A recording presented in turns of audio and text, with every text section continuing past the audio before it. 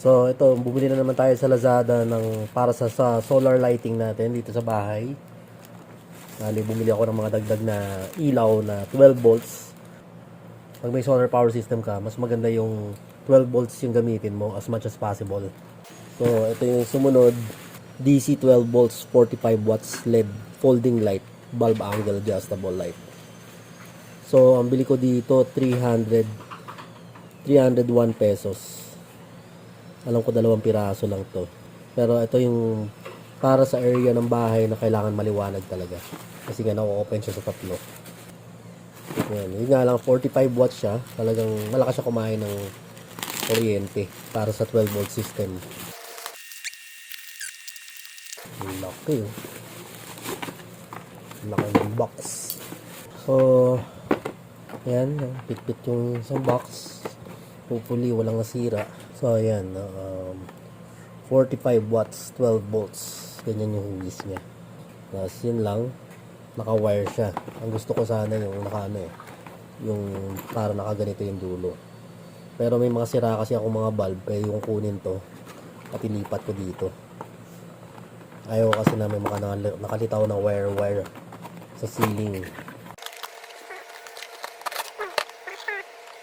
Ayan. Fold open. Ayan. Siguradong maliwanag to. Ang laki ng area na sakop nito. So ayan. Pwede palitan yung dulo nito para maging dirosca siya. Parang ayaw kasi nang nakasabit lang na ganito eh. Pero pwede rin naman. Hindi ko trip. Open din natin yung isa. So buti na lang kahit na pit-pit yung box eh walang na damage. Yan, parang nagtatransform yung ilaw natin. Nga lang 45 watts kasi parang 3 bulb to na pinagsama sa isa. 3 LED light. Diba? So 45 divided by 3, 15 watts bawat isa. 15, 30, 45. So, testing natin yung function nito dahil meron akong car battery dyan. Yung battery ng motorcycle. So, ito yung motorcycle battery natin. Testing lang natin yung ilaw.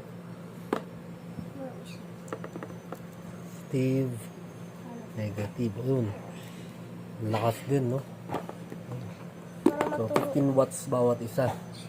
So, maliwanag din. Okay pang room. So, itong isa, test natin.